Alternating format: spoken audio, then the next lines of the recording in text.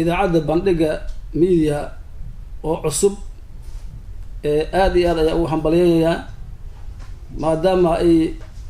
u taagan tahay ama oo muxuu ahay loo sameeyey in bulshada Soomaaliyeed ay u shaqeyso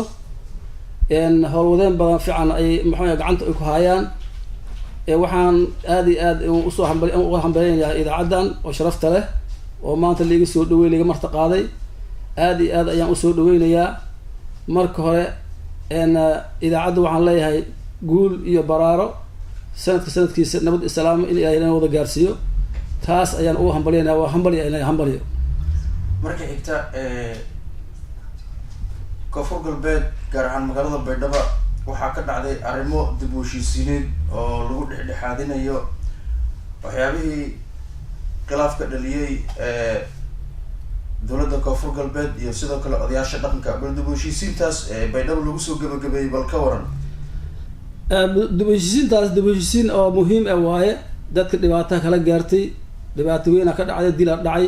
dhaawac dhacay dad la xirxiray shacab ayaa dhacay dadkii waxa loo baahan yahay dhibku waa dhacay laakiin hadii laga aamus ayaa dhibkeeda lahayd ayaa dhib ahaan lahayd dib u heshiisiinta madaxweynaha koonfur galbeed uu qaaday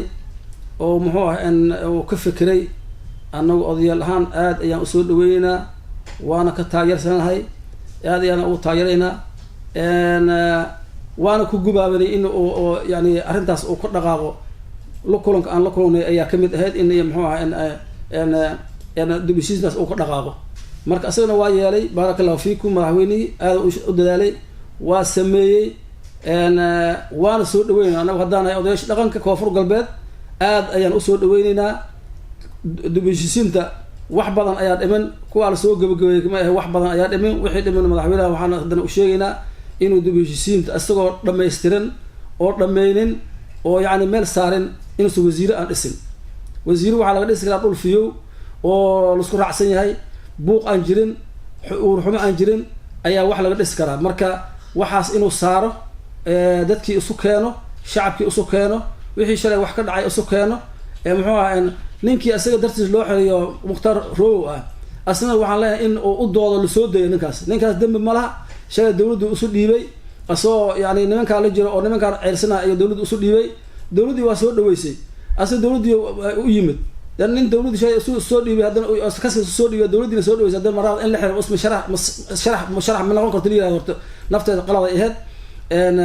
wixii waa dhacay dib u heshiisiin ayaa la galay dib u heshiisiintaas waa soo dhaweynaynaa aad iyo aad ayaan usoo dhaweynaynaa waxaan leenahay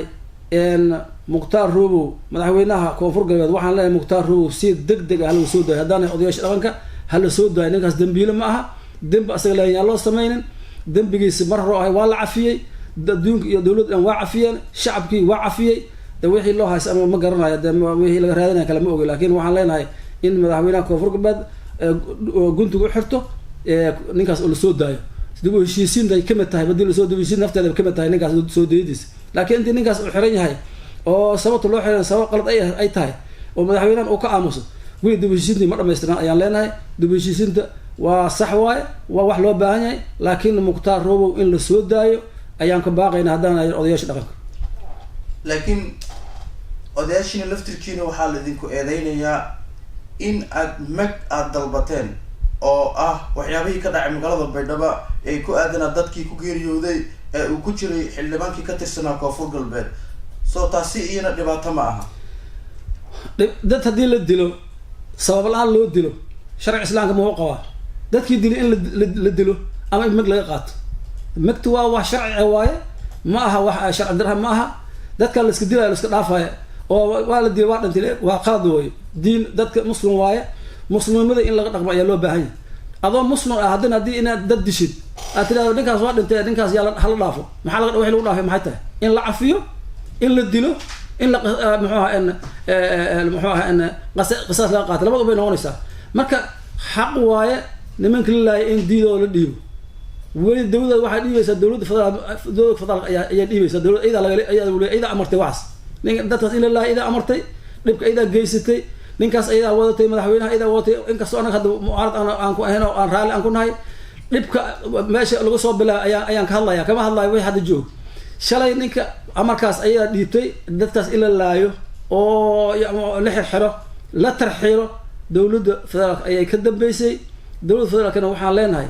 war shacabkaaga saah oo gelin shacabkaagii waa dadka adiga aad wax ka tahay waa shacabkaagii waxaan leenahay war shacabka gacanta midig qaba soo dhaweey aan leenahay laakiin dadka inaad iska laaysid haddana wixii waa dhamaaday aad tiraahdo waa laga fiican yahay dib-u-heshiisiinta tan waxaa waaye dhibka dhacay oo hubka lasu haystay hala dhigo waayo maogid ma aha dadka la laayay in diidooda oo meesha looga tagayo ma aha diidooda waa lagu leeyahay ama koonfurgeed madaxweyne ha bixiyo ama madaxweyne federaalk ha bixiyo ayagaa lagu leeyahay dadka ayagaa laayay dadka la laayayna dee xaq la-aana loo laayay dad islaam waaye sharci islaamka wixii qabo ayaa rabnaa in loo maro ma dhahayno muxuu ahay in la yidhaahdo dadkaas waa la laayay meesha looga baxa aad iyo aad aan usoo horjeednaa taas ugu dambeyntii hadalkaaga maxaad kusoo gabagabayn lahayd hadalkayga waxaan kusoo gabanta hadalka aan soo gabagabaynin dowladda maxay muxuu ahay Uganda warar ka soo yeeray ayaa aad iyo aad aan u xunnahay odayaasha dhaga haddaan nahay aadan ugu xunnahay maxaa jira madaxweynihii muxuu ahaa Uganda Yoweri Museveni inuu yidhaahdo Soomaaliya dowladda kama jirto qaran Soomaaliya ma jiro waay macnaheeda aniga hadda kula hadlaaya beel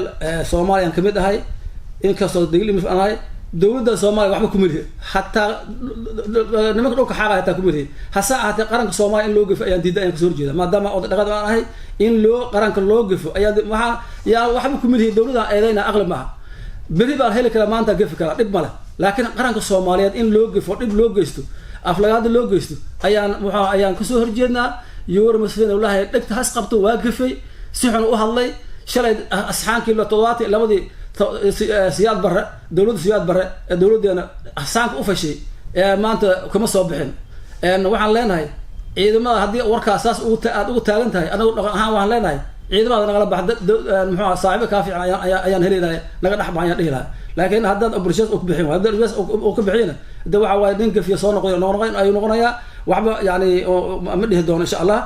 tan kale labaad waxaan kusoo gabagabeynayaa Soomaali gacanta has qabsato ha walaalowdo waxaan qabiilka iyo qurunka iyo qashanka haddayso walaalnimo Soomaalinimo ha loo noqdo qaranka ha loo noqdo Soomaali wala isku haystaa adduunkan gaalada iska haystaa muxuu ahay meel kasta laga soo galaya Soomaaliya midow dowladda Soomaaliya waxaan leeyahay hoggaankan bari Ilaahay baa idin su'aal doona Ilaahay subxaanahu wa ta'aala hortiis ayaa tagi doontaan hoggaan fiican oo cadaalad oo muxuu ahay dalkan iyo dadkan iyo diin u roon noqdo hebela wax yiri